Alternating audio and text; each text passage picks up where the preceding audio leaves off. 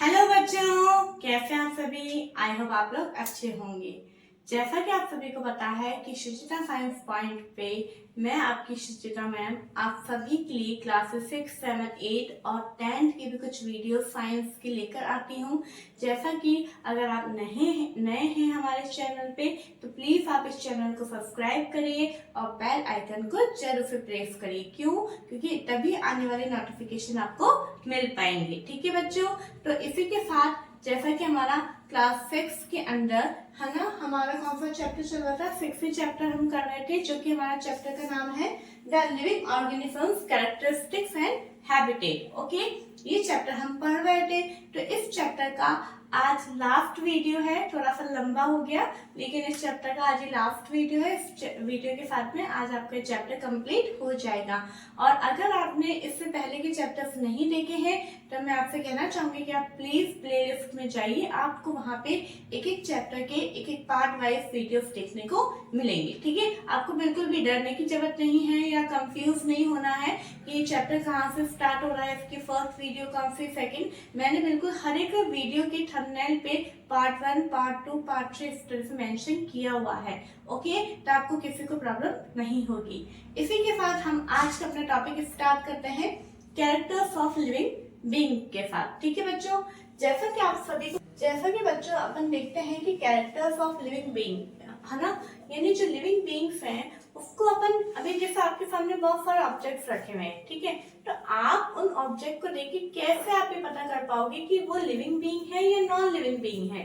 ठीक है, तो इसके हमारे पास में बहुत सारे कैरेक्टर्स। हमारा आज का टॉपिक यही है कि characters of living being. Okay, बहुत सारे कैरेक्टर जो कि हम उसको उस कैरेक्टर के आधार पे हमें जस्टिफाई कर सकते हैं कि वो जो ऑब्जेक्ट आपके सामने नजर आ रहा है वो लिविंग बीइंग है या नॉन लिविंग है, यानी सजीव है या निर्जीव है। ओके, तो फर्स्ट पॉइंट है हमारा all organisms need food. Okay, यानी सभी ऑर्गेनिजम्स को फूड की आवश्यकता होती है। ये सबसे पहला कैरेक्टर है। ठीक है, food gives organisms the energy needed for them to grow. Food जो है ऑर्गेनिजम्स को एनर्जी देती है और वो एनर्जी जो है उनकी ग्रोथ करने में उनकी हेल्प करती है। ठीक है, plants make their own food by the process of photosynthesis. ये हमने बहुत अच्छे से पढ़ा है कि प्लांट्स जो है अपना खाना खुद बनाते हैं। कौन से प्रोसेस के द्वारा?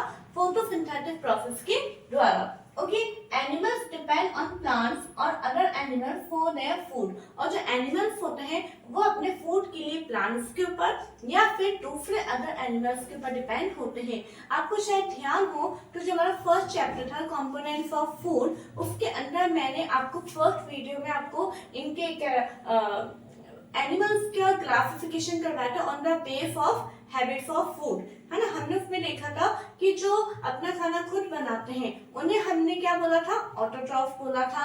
ठीक है, आने बात समझ में? इस तरह से हमने उनको क्लासिफाई किया था। हर्बीवोर्स जो कि ओनली प्लांट ईटर होते हैं, है ना। हमने देखा था कार्निवोर्स जो कि ओनली मीट ईटर होते हैं, यानी ओनली दूसरे एनिमल्स को ही खाते हैं। और हमने देखा था ऑमनिवोर्स जो कि मीट और प्लांट दोनों प्रोडक्ट्स को हम खाते हैं। तो इस तरह से हमारा एक लिविंग बीइंग जो होगा, है ना, चाहे वो कोई एनिमल हो, चाहे ह्यूमन बीइंग हो, चाहे छोटा सा मच्छर ही क्यों ना हो, है ना, लेकिन उसको सबको अपने उन सबको जो है फूड की आवश्यकता होती है। ठीक है बच्चों, नेक्स्ट पॉइंट हमारा all organisms show growth.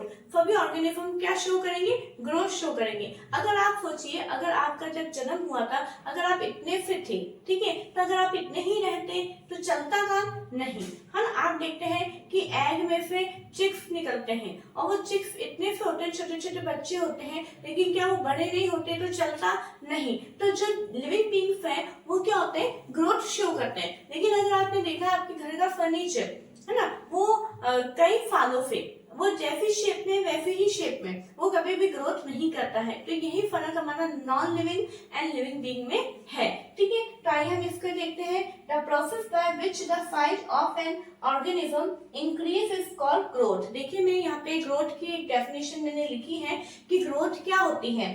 Growth को हम हिंदी में वृद्धि बोलते हैं। तो वृद्धि क्या होती है? वो प्रोसेस जिसके अंदर किसी भी ऑर्गेनिज्म का साइज इंक्रीज होता है उन्हें अपन क्या बोलते हैं? ग्रोथ। जैसे कि एक एग्जांपल है, a baby grows into a child. जैसे एक छोटा बच्चा है वो बढ़ के टाइम में बदलता है, एक चाइल्ड में बदलता है।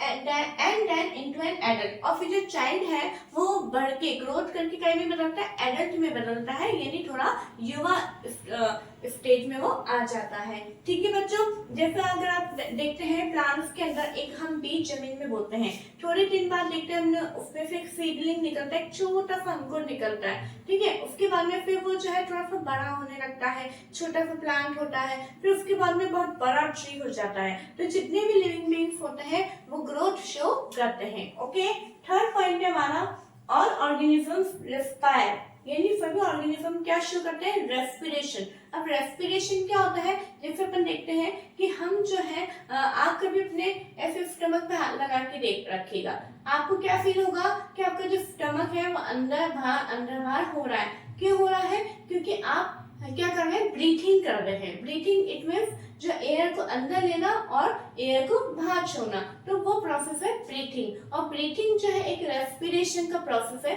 तो ये जो सभी लिविंग बीइंग्स करते हैं, देखिए हम उसके बारे में देखते हैं। सबसे पहले ब्रीथिंग की डेफिनेशन लिखी है, we inhale the air move from outside to the inside of our body, यानी जो बाहर की जो एयर है उसको हम अंदर इनहेल करते हैं। When we breathe out the air move from inside our body to outside, और जब हम ब्रीथ आउट करते हैं तो जो हमारे अंदर की एयर है वो हम बाहर की तरफ बाहर निकालते हैं। ठीक है, इट इज कॉल्ड ब्रीथिंग। इसको हम क्या बोलते हैं, ब्रीथिंग प्रोसेस बोलते हैं। Clear, it is part of a process called respiration. ये रेस्पिरेशन का एक पार्ट है। अब इसके एग्जांपल देखिए, जैसे कि अर्थवॉर्म है। अर्थवॉर्म को हिंदी में हम क्या बोलते हैं, केचुआ। Earthworms breathe through their skin. Earthworm, अब देखिए जैसा कि अभी अगर ह्यूमन बीइंग की बात करें तो ह्यूमन बीइंग जो है एयर किसकी मदद से अंदर लेते हैं, नॉस्ट्रिल की मदद से। जो हमारे नोज के दो छेद होते हैं इन्हें हम क्या बोलते हैं, नॉस्ट्रिल। तो नॉस्ट्रिल के द्वारा हम एयर अंदर लेते हैं, है ना। जैसे अपन ने देखा था कि जो एक्वेटिक एनिमल्स होते हैं वो एयर वो कहाँ से लेते हैं, वाटर से। वाटर में जो ऑक्सीजन डिसॉल्व होती है उसको लेते हैं। ठीक है, तो हमने ये भी देखा था कि अलग अलग जो एनिमल्स होते हैं उनके अलग अलग ऑर्गन्स होते हैं। तो यहाँ पे अर्थवॉर्म का अगर हम देख रहे हैं तो अर्थवॉर्म जो है वो ब्रीथ कौन से ऑर्गन के द्वारा करता है, स्किन के द्वारा वो करता है। ठीक है, fish have gills for using oxygen dissolve in water. ये जैसे कि मैंने अभी बताया, फिश और अदर एक्वेटिक एनिमल्स जो है वो वाटर में जो ऑक्सीजन डिसॉल्व है उसको अंदर लेते हैं। ठीक है, नेक्स्ट हम देखते हैं कि जो हमारा रेस्पिरेशन है वो प्लांट कैसे करते हैं। In plants exchange of gases take place through leaves. आप देखते हैं कि हमने एक बार मैंने आपको समझाया था कि जैसे ये हमारी लीफ है ना, तो लीफ के अंदर छोटे छोटे छोटे छोटे बहुत सारे क्या होते हैं, छिद्र होते हैं। क्या होते हैं, छिद्र होते हैं, पोर्स होते हैं। इन पोर्स को हम क्या बोलते हैं, स्टोमेटा बोलते हैं। क्या बोलते हैं बच्चों, स्टोमेटा बोलते हैं।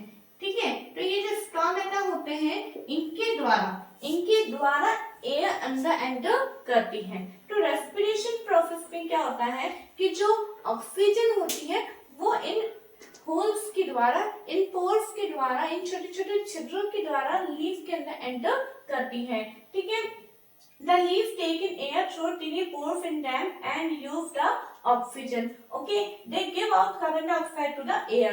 और जो प्लांट्स भी रेस्पिरेशन में क्या करते हैं, ऑक्सीजन को इनहेल करते हैं और कार्बन डाइऑक्साइड को बाहर रिमूव करते हैं। ठीक है, ये बात आपको हमेशा ध्यान में रखनी है बच्चों कि जो अगर आपसे पूछा जाए कि प्लांट्स कौन सी गैस लेते हैं तो सबसे पहले आपको पूछना है कि आप रेस्पिरेशन में पूछ रहे हैं या फोटोसिंथेसिस में। क्यों, क्योंकि अगर रेस्पिरेशन प्रोसेस की बात होगी तो प्लांट्स ऑक्सीजन लेते हैं और कार्बन डाइऑक्साइड रिमूव करते हैं। लेकिन अगर फोटोसिंथेसिस की बात करते हैं तो प्लांट्स कार्बन डाइऑक्साइड गैस लेते हैं और ऑक्सीजन बाहर रिमूव करते हैं। ठीक है बच्चों, तो यहाँ पे हमने देखा कि चाहे वो एनिमल हो, चाहे वो ह्यूमन बीइंग हो, चाहे वो प्लांट्स हो, सभी रेस्पिरेशन प्रोसेस में ऑक्सीजन को अंदर लेंगे और कार्बन डाइऑक्साइड को बाहर रिमूव करेंगे। ठीक है बच्चों, तो अभी हमने इस समय जो है पूरे 3 कैरेक्टर्स देखे।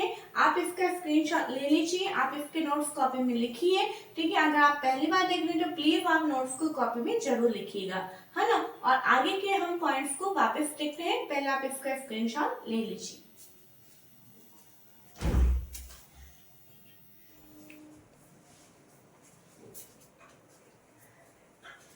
ठीक है बच्चों, अब हम अपना नेक्स्ट टॉपिक लेंगे, all organisms respond to stimuli. इसका मतलब क्या है बच्चों, जैसे कि क्या होता है, changes in our surrounding that makes us respond to them are called stimuli. अब स्टिमुलाई क्या होता है कि हमारे चारों तरफ कुछ ऐसे चेंजेस होते हैं जिसके प्रति हम कुछ रिस्पॉन्ड करते हैं, तो उन चेंजेस को हम क्या बोलते हैं, स्टिमुलाई बोलते हैं। फॉर एग्जाम्पल जैसे कि मान लो एक पर एकदम आपका पैर जो है कोई कांटे के ऊपर लग गया, ठीक है, जैसे आपको एकदम कांटा चुभा और आपने एकदम से पैर पीछे कर लिया, तो कांटा चुभना क्या था, स्टिमुलाई, और हमारा पैर पीछे खींचना क्या था, उसके प्रति रिस्पॉन्ड। जैसे मान लो आपके सामने कोई बहुत अच्छी खाने की डिश आ गई, ठीक है, फॉर एग्जाम्पल जैसे आपने पानी पताशे देख लिए, तो पानी पताशे देखते ही एकदम आपके मुंह में पानी आया, तो वो पानी पताशे क्या थे, स्टिमुलाई थे, और हमारे मुंह में पानी आना वो क्या था, वो रिस्पॉन्ड करना था। जैसे अपन देखते हैं कि कभी हम जो है कि एकदम अगर अंधेरे से हम एकदम उजाले में आते हैं, तो हमारी जो एकदम ब्राइट लाइट में आते हैं, तो हमारी जो आईज होती है वो कैसे हो जाती है, एकदम यूं एक तरह से हो जाती है। तो ये सब क्या है, हमारा रिस्पॉन्ड करना। जैसे यहाँ पे एग्जाम्पल भी लिखे हैं मैंने, your hand retracts when it touches a hot object. जैसे हम किसी गर्म ऑब्जेक्ट को हाथ लगाते हैं, तो हम हमारा हाथ क्या करते हैं, एकदम पीछे खींच लेते हैं, है ना। और ऐसे ही ये तो हमारे ह्यूमन बीइंग और एनिमल्स में अपन ने देखा कि जैसे आप कुत्तों अपन डॉग्स का देख सकते हैं कि एकदम आप जा रहे हैं और अगर कुत्ते सो रहे हैं, तो एकदम जैसे आपके आहट सुनते एकदम उनके कान खड़े हो जाते हैं, वो क्या है, रिस्पॉन्ड टू स्टिमुलाई, ठीक है। लेकिन प्लांट्स के अंदर भी होता है, वो कैसे, in some plants like mimosa known as touch me not, leaves close or fold when someone touches them। ठीक है, जैसे कि कई बार क्या होता है प्लांट्स के अंदर, जैसे कि मिमोसा प्लांट है जिसको अपन टच मी नॉट के नाम से जानते हैं, है ना, उसके जब लीफ को हम टच करते हैं तो क्या होता है, वो फोल्ड हो जाती है, वो क्या है, रिस्पॉन्ड करना, ठीक है। एक और एग्जांपल है, some flowers bloom only at night. जैसे कि कुछ फ्लावर्स जो है वो नाइट के समय में ही खिलते हैं, ठीक है। तो ये सारे क्या रिस्पॉन्ड है स्टिमुलाई के प्रति, ठीक है। नेक्स्ट पॉइंट है हमारा, on organism excrete. It means excretion क्या होता है, देखते हैं। The process of getting rid of wastage by organism is known as excretion. मतलब यानी कोई भी ऑर्गेनिजम्स के द्वारा जब कुछ किसी भी प्रकार का उनकी बॉडी से जो वेस्ट निकलता है उसे जब बॉडी से बाहर रिमूव किया जाता है तो उसको हम क्या बोलते हैं, एक्सक्रीशन। एक्सक्रीशन को हिंदी में उत्सर्जन भी बोलते हैं, ठीक है बच्चों। आप देख रहे होंगे कि मैंने कोई भी टॉपिक शुरू करने से पहले उसकी डेफिनेशन लिखी है और फिर डेफिनेशन के बाद में उसके एग्जाम्पल लिखे हैं। तो आप भी क्या है, अगर जैसे मान लो आपके एग्जाम में क्वेश्चन आता है कि what are characteristics of living beings, है ना, एक्सप्लेन इन डिटेल, आपको उनको डिटेल में एक्सप्लेन करना है तो आप इस तरीके से लिख सकते हैं। ओके बच्चों, तो अब देखिए एक्सक्रीशन ह्यूमन बीइंग और एनिमल्स में क्या एक्सक्रीशन होता है। Animals and humans excrete wastage in the form of sweat, यानी पसीना। जब हमारी बॉडी में बहुत ज्यादा एक्सेस वाटर हो जाता है, पानी बहुत ज्यादा हो जाता है, तो पसीने के रूप में भी बाहर निकलता है, ठीक है। यूरिन के रूप में बाहर निकलता है, कार्बन डाइऑक्साइड जो हम रिमूव करते हैं, ठीक है। एंड फेसेस यानी मल के द्वारा भी जो है हम हमारी बॉडी का जो हम फूड लेते हैं, फूड के बाद में हम डाइजेशन होता है, स्टमक में होता है, फिर स्मॉल इंटेस्टाइन में होता है, फिर लार्ज इंटेस्टाइन में एब्सॉर्प्शन हो जाता है, फिर वो जितना भी मतलब यूजफुल प्रोडक्ट है वो तो हमारी बॉडी ले लेती है, लेकिन जो वेस्ट प्रोडक्ट होता है वो रेक्टम के द्वारा एनस तक पहुंचता है और एनस से फेसेस के द्वारा यानी मल के द्वारा जो है वो हमारी बॉडी से बाहर रिमूव हो जाता है, ठीक है बच्चों। नेक्स्ट आता है all organism reproduce their own kind. इको कैरेक्टर है कि इको कैरेक्टर क्या है कि सभी ऑर्गेनिजम्स जो हैं अपने ही समान संतति को उत्पन्न करती हैं, इट मींस वो रिप्रोडक्शन शो करते हैं। जैसे कि अब रिप्रोडक्शन क्या होता है, reproduction is the process of producing more of own one kind, यानी अपने ही समान जो है जनरेशन को, अपनी समान बच्चे को उत्पन्न करना क्या कहलाता है, रिप्रोडक्शन, ठीक है। जैसे example, animals reproduce by laying eggs, है ना। आपने देखा है जैसे बर्ड्स में क्या होते हैं, पहले वो एग देते हैं, एग में से फिर बच्चे निकलते हैं, है ना। कुछ आपने एनिमल्स को देखा है जैसे कि डॉग हो गया, वो क्या है बच्चे को ही जन्म देते हैं, यानी पपीज को जैसे जन्म देते हैं। कैट है तो किटन्स को जन्म देते हैं, है ना। ह्यूमन बीइंग भी जो है वो बच्चों को ही जन्म देते हैं। तो इस तरीके से यहाँ पे एग्जाम्पल है कि animals reproduce by laying eggs और by giving birth to young ones. Okay, अब है ना प्लांट्स के अंदर देखेंगे, आप देख रहे हैं कि जितने भी कैरेक्टर्स हम देख रहे हैं वो एनिमल्स के अंदर भी देख रहे हैं और प्लांट्स के अंदर भी देख रहे हैं। ठीक है, तो प्लांट्स में क्या होता है, plants reproduce from seed. Plants किसके द्वारा रिप्रोड्यूस होते हैं, एक तो बीजों के द्वारा, बीज डालते हैं हम जमीन में तो फिर नया प्लांट बन जाता है। जैसे एग्जांपल मैंने पियो मैंगो लिखा है ना, फ्रॉम देयर बॉडी पार्ट्स। और दूसरा क्या है, और एक प्लांट के उसके बॉडी के पार्ट्स के द्वारा, जैसे कि लीव्स के द्वारा भी होता है। कई बार कुछ प्लांट्स की पत्तियों को है ना, जैसे ब्रायोफिलम होता है ना, उन प्लांट्स की पत्तियों को अगर जमीन में बो देते हैं तो एक नया प्लांट बन जाता है। जैसे कि स्टेम है ना, यानी जैसे गुलाब है, रोज प्लांट है, उसकी जो स्टेम की कटिंग होती है, उस स्टेम के इतने इतने टुकड़ों को भी अगर आप जमीन में बो देंगे तो एक नया प्लांट बन जाएगा। ऐसे रूट्स है, इट मीन्स कैरेट। ठीक है, तो कैरेट्स को भी अगर हम जमीन में बो देते हैं तो नए प्लांट बन जाते हैं। ठीक है बच्चों, है ना, हमारा लास्ट टॉपिक आता है और ऑर्गेनिजम्स मूव, यानी सभी ऑर्गेनिजम्स जो है वो मूव करते हैं, है ना। The movement of animals from one place to another termed as locomotion. क्या होता है बच्चों कि जब कोई भी एनिमल्स का एक जगह से दूसरी जगह पर उनका जो मूवमेंट होता है उस प्रोसेस को अपन क्या बोलते हैं, लोकोमोशन। लोकोमोशन को हिंदी में गमन करना बोलते हैं। ठीक है, अब all animals can move from one place to another. सभी एनिमल्स जो एक जगह से दूसरी जगह तक मूव कर सकते हैं, परंतु plants are fixed to the soil. परंतु जो प्लांट्स होते हैं वो मिट्टी में एक जगह ही फिक्स्ड होते हैं। लेकिन क्या इसका मतलब ये है कि प्लांट्स मूवमेंट शो नहीं करते हैं। जैसे कि अभी अपन ने टच मी नॉट प्लांट का एग्जांपल देखा, टच मी नॉट में लीव्स ने क्या किया, मूवमेंट ही तो किया ना।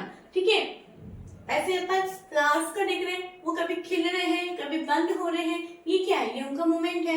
ऐसे हमारा सनफ्लावर है, सनफ्लावर आप देखते हैं जैसे जैसे सन का डायरेक्शन चेंज होता है वैसे ही, मतलब सन तो डायरेक्शन चेंज नहीं करता है, हमारी अर्थ ही करती है, लेकिन एक बता रही हूँ कि वैसे हमारे सनफ्लावर का भी डायरेक्शन चेंज होता है। ठीक है, ऐसे जो सन रेज की डायरेक्शन में हमारा जो प्लांट है वो अपराइट मूवमेंट में, यानी सीधे ऊपर की तरफ मूव करते हैं, जो रूट्स होते हैं नीचे की तरफ मूव करती है। तो ये सब क्या है, ये मूवमेंट है। ठीक है बच्चों, ऐसे अपन देखते हैं non living things do not move on their own. जो नॉन लिविंग थिंग्स है वो अपने आप से मूव नहीं कर सकती। जैसे अगर आपने एक टेबल को यहाँ रख दिया है एक जगह, तो अगर जब तक आप उसको टच नहीं करेंगे, जब तक आप उसको हिलाएंगे नहीं, चाहे आप उसे महीने भर ना हिलाएं, चाहे साल भर ना हिलाएं, वो वहीं की वहीं रहती है। ठीक है, they require an external force to move. अगर उस टेबल को आपको मूव करवाना है तो उसके ऊपर हमें क्या लगाना पड़ेगा, एक एक्सटर्नल फोर्स लगाना पड़ेगा, एक भारी बल लगाना पड़ेगा जिससे कि मूव हो जाए। ओके बच्चों, तो आई होप आपके टॉपिक समझ में आए होंगे, और अगर ये वीडियो आपको अच्छी लग रही है तो प्लीज वीडियो को ज्यादा से ज्यादा लाइक करें, शेयर करें एंड सब्सक्राइब करें। Thank you.